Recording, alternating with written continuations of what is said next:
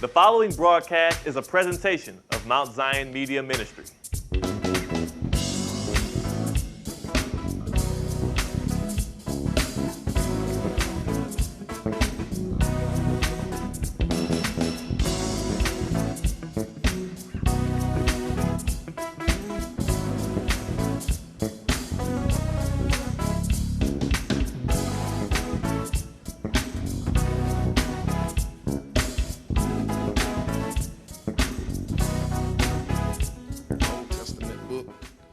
Nehemiah chapter 1.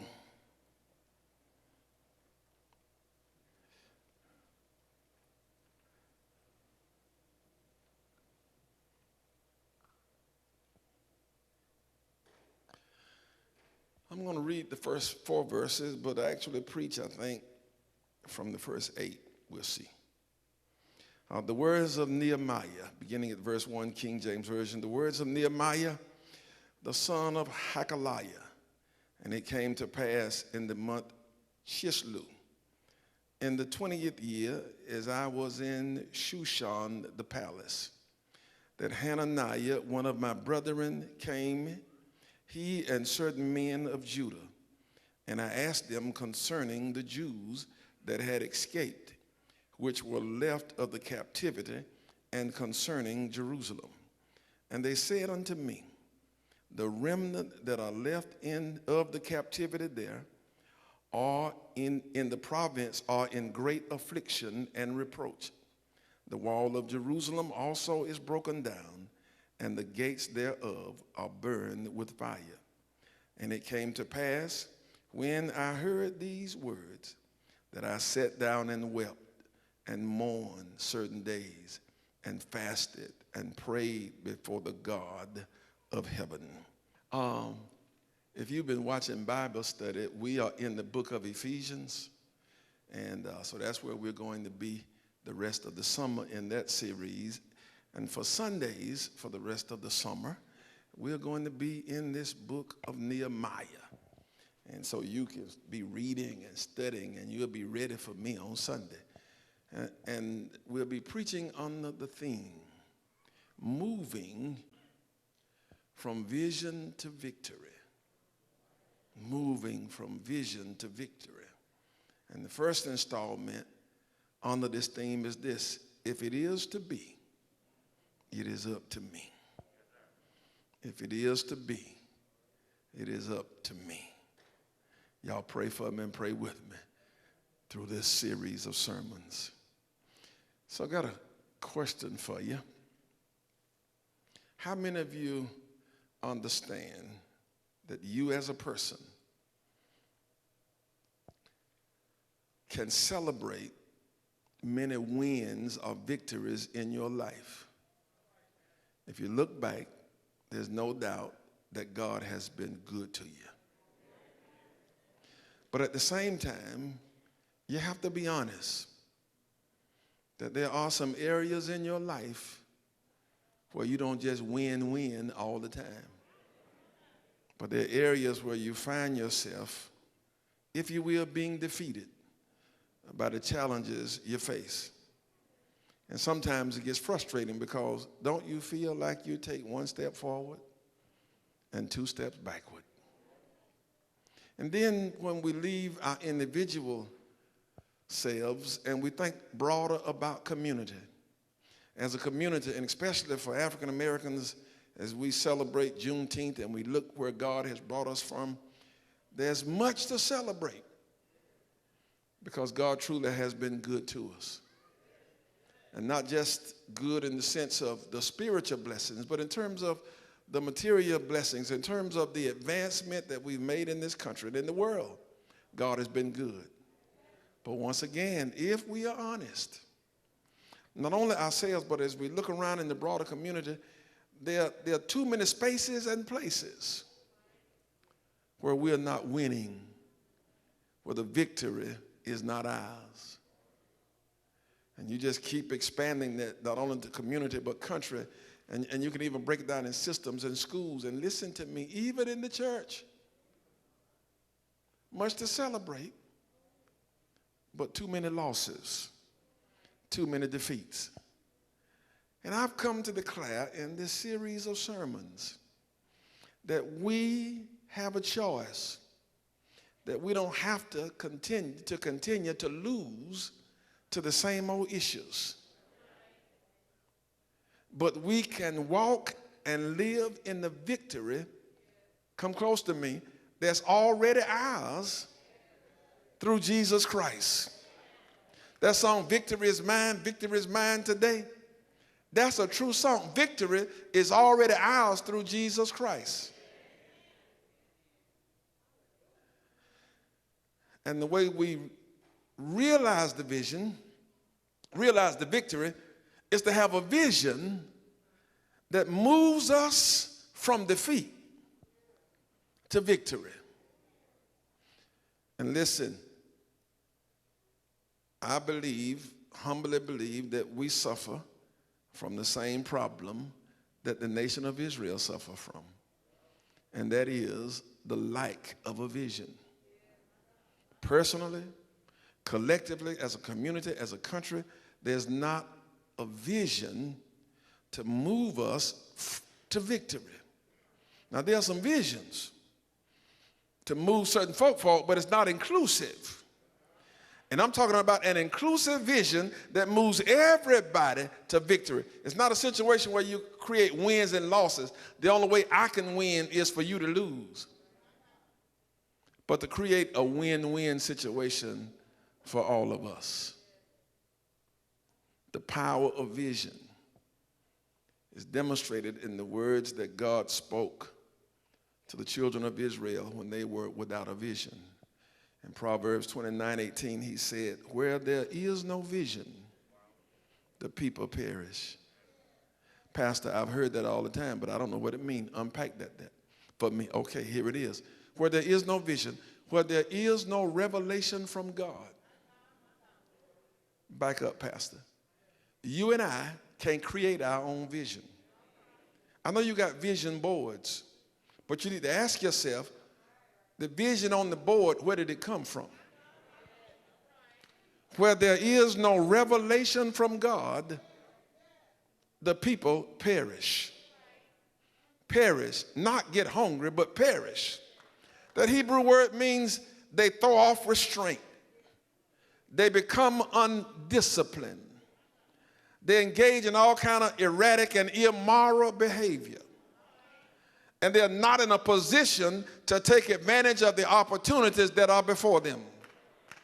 Other people are benefiting from the opportunities of the world, but that group without a vision sits back and watch what happens. How does a people get to a place where they have no vision, where there is no revelation from God? Three ways. One, there have been times in Israel's history and in ours when God stopped giving revelation. When God gets to a place he's so upset with us that he cuts the revelation off and he stopped talking. The prophet Samuel, during his leadership, when his sons got so wild, God stopped talking to him. And so there are times when God stopped talking, but here is the second way. There comes a time when people get so smart that God gives the revelation, but we refuse to hear it and obey. We hear it, but we don't obey it. But Pastor, who would do that? We do it all the time. There's his written revelation. He tells us what to do, but we don't do it. And then there are times when God prophetically reveals stuff to us about our current situation, and we don't want to hear God, especially because it don't line up with what we want. And then thirdly, there are a group of people who decided that God has no revelation that they need. And so they create visions to move from defeat to victory, but those visions are man-made. They are created from human intellect and desire. and God is nowhere in it, and they don't believe that they need God. And you see that happening every day. There are movements even in our community where people are trying to achieve victory in a lot of areas, but they don't include God. They don't even want God and his church at the table. You missed that. They don't want the church and they don't want God at the table. However, now they will call and ask for the church's money to support what it is they're trying to do. But I just need you to know, as your pastor, I'm not sending a dime to any table that God is not invited. And so as your pastor, I want us to settle the issue. The only revelation we want, the only revelation we value is that God gives. And what this book of Nehemiah shows us is how the people of Israel, while there were things to celebrate, there was much that needed to change because they were losing. And we see in the book of Nehemiah where God chooses a man to provide leadership for people to move from vision to victory. And in this book of Nehemiah, I'm submitting to you that there's a template that we can follow. And if we follow this template, we can get the vision of God and move from defeat to victory. Let me give you some background first on Nehemiah as I introduce this today, because for me, the similarities between the people in this text and us as a people today is so striking. So, most of you have heard about the people of Israel being slaves in Egypt for 400 years. That was not their only enslavement. They were enslaved in Babylon for 70 years. But the Babylonian captivity was different. In Egypt, all of the slaves were concentrated in Egypt. But when the Babylonians conquered Israel, they didn't just take all of them back to Babylon and keep them as slaves, but they dispersed them all around the various countries, towns that the Babylonians controlled. And so they were the diaspora, scattered around the world as they knew it then, and they left a few in Israel, in Jerusalem, in Judah, and then they imported Babylonians and other nationalities in the country to take over, and left the Israelites a minority in their own country. And so, after 70 years, God moved on the king of Persia, who defeated the Babylonians and took over, and said, now I'm ready for my people to go home. And so I want you to free them and let those who want to go back and restore the nation of Israel, restore Jerusalem, restore Judah. I want them to be a great nation again. And so what happens, the book of Ezra, the book of Nehemiah goes together. And so Ezra, Zerubbabel, and others went back in that first wave of people that went back. And here is what they did. They went back and started the rebuilding process of their community. And the first thing they did was to build an altar and call on the name of the Lord. They knew how important it was to get their spiritual life together. And then the next thing they did is they rebuilt the temple and they started to rebuild the walls. And of course they had some opposition, and so the building, the reconstruction, if you will, had to stop because people were afraid if they became strong again, then they would become a problem for them. And so here they are, listen to me, here they are. They're back. They got the church, if you will, and their worship is strong. But the people are still living in horrible conditions. We're going to find out in a minute, they were living in great affliction and reproach. I told you the similarity is striking. There's some other people who were part of a diaspora who experienced some slavery that came back. And those people who look like me and you, and even those who don't look like me and you, here's one thing we got down in this country. We got some churches. Y'all hear what I'm saying? We got some churches. We got them on every corner, and everyone claimed to be the Holy Ghost headquarters. Everyone claimed to be the only place where God is, and folk just going up in there shouting and hallelujah and speaking in 10 different tongues and falling out and coming out. And the people who are in there doing all of that, in the community where the churches are, there's a disconnect.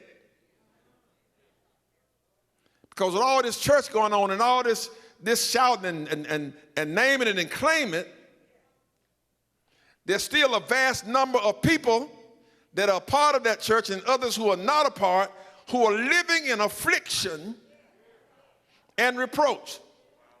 And if the church is the light of the world, the salt of the earth, why aren't we having a greater impact on the world around us? Why is it that while the preachers are naming it and claiming and declaring blessing, the most blessed person in the church is the preacher?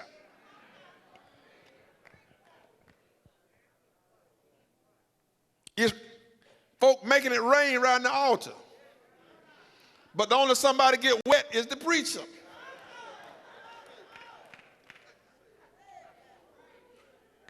Leave that alone, Pastor. All right.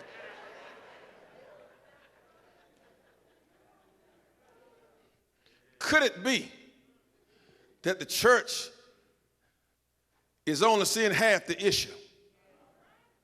That is one thing, and we need worship. We need all the shouting, all the praising God. But after the benediction, the people need to be prepared not only for heaven, but for earth. Jesus taught us to pray, thy will be done on earth as it is in heaven. He wants us to have some heaven down here. Yeah. He wants us to have some heaven down here. You folk on the line, Jeffrey, McLeod, and Tangela Comer, y'all, don't y'all want some heaven down here? I do. And he said, I came that you might have life and life more abundantly. And so sometimes I think the church, not all churches, but some churches got it twisted. It's in reach and no outreach. And we're putting too much weight on God by himself. What you mean God by himself?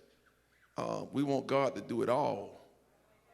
We want the community to transform, but we don't want to participate in the process. We just want God to wave his hand and all the blight and poverty be gone. We want God to wave his hand and the dropout rate goes away.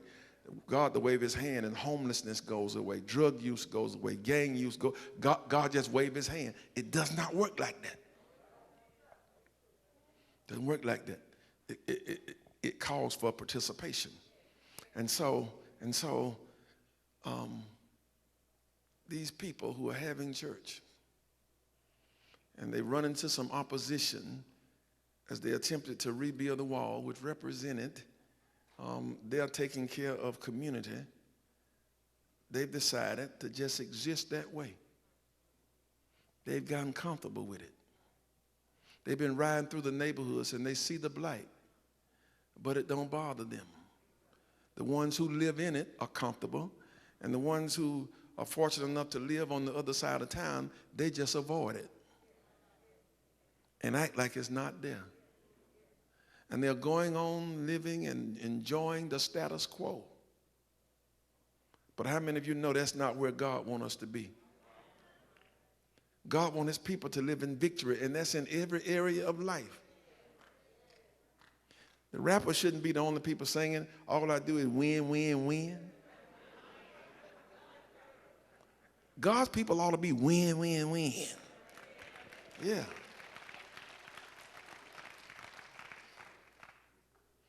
That's why we banned the song at Mount Zion, I Can't Hardly Get Along. Because I don't ever want you to think that's cool. So let me move on a little faster here. And so how does God deal with that? How does God decide to change it? He decides to change it through a person named Nehemiah. Through a person named Nehemiah. God is doing the change, but God needs a person. And what I want to look at is how this person is shaped by the plan of God as he leads this group of people as well as himself to victory. And it starts with the vision. However, the vision is not what you see first in the text. Nehemiah has to be prepared for God to give him the revelation for the vision. And so today, I want to look at this preparation piece, and then next Sunday we'll continue. And so come on, walk with me now as we look at the preparation of him for the vision. 12 minutes left. Okay, here we go. And so Nehemiah now is a part of the Jewish community who's in exile. He's in Babylon. He got a government job. He works in the state capitol. He got a pension. He's real secure. He's middle class. He drives a Range Rover. He lives on the good side of town. He wears nice clothes, and he doesn't have to work hard. He has a white collar job. He's doing well. But one day, while he was off having some leisure time, in verse 2, he observes some people coming into the city of Babylon, and he recognizes them as his brethren. Now, whether it's his natural brother or he's calling them his brethren because they are Jews, he are Jews, I don't know, but he sees them as his brethren, and he inquires of them, asking about the condition of the people and the condition of the city. And then they proceed to tell him about their condition. And I want to pause right now. That says part of Nehemiah's preparation involved Nehemiah becoming informed. Informed about the situation that he has to address. And what I want to say to you, and I need you to hear me, too many times we act without being truly informed. And in order to adequately address a problem, you need to be informed about the problem. And not just going off what you think, not just going off hearsay, and we're going to see in a future sermon how he even investigates further. But he started out with an inquiry to become informed. You got to read. And you got to read a variety of people, because what you get when you read is somebody's perspective. You ever been in an automobile accident and the police come and they go to the person that hit you and they're talking, don't you ease over there? Or you want to ease over there? Because you want to know what they're saying. Because what you know for sure is they're giving the officer their view. And you need to make sure, now that's just one side of the story. I need you to hear my side.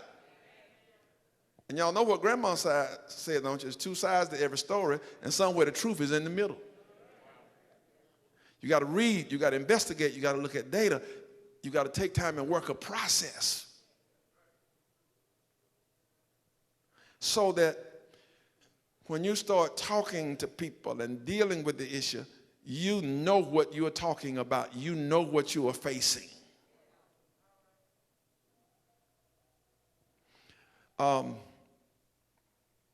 Yeah. And so let me move. So he was informed, and we've got to be informed.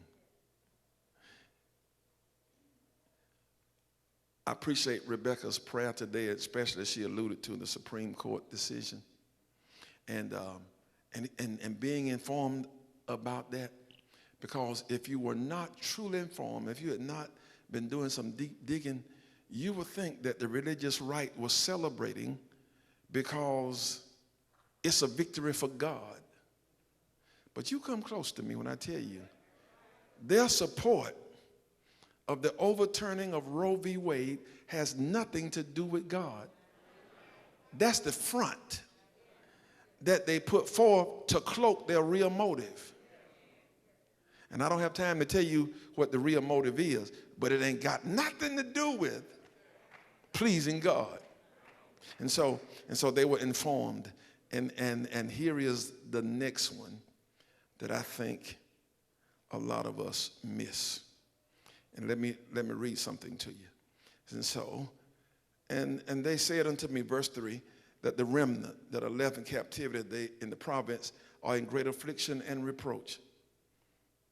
Great affliction and reproach. And the wall of Jerusalem are also broken down.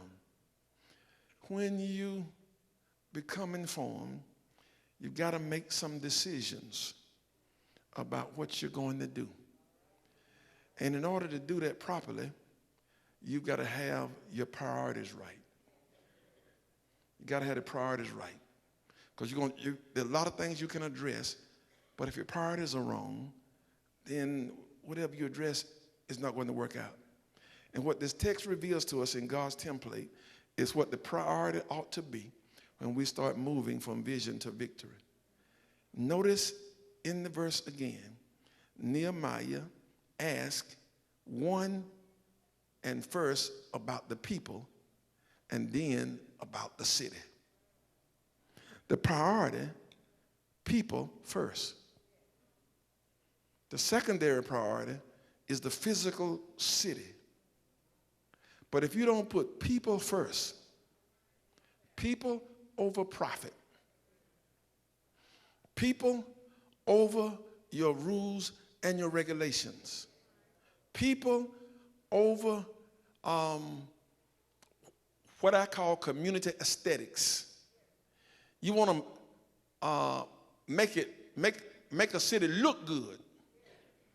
You want to put flowers on the road. You want to decorate it and beautify. But the streets you decorate, you beautify, the people are hurting. And instead of investing and planting seeds in people, you rather put seeds in the ground. But people should come first. And I want to be plain. I'm not just talking about governments and cities. I'm talking about you, in your family. People ought to come first. In your life, the people ought to come first. Thanks for watching. Be blessed and continue walking in the light.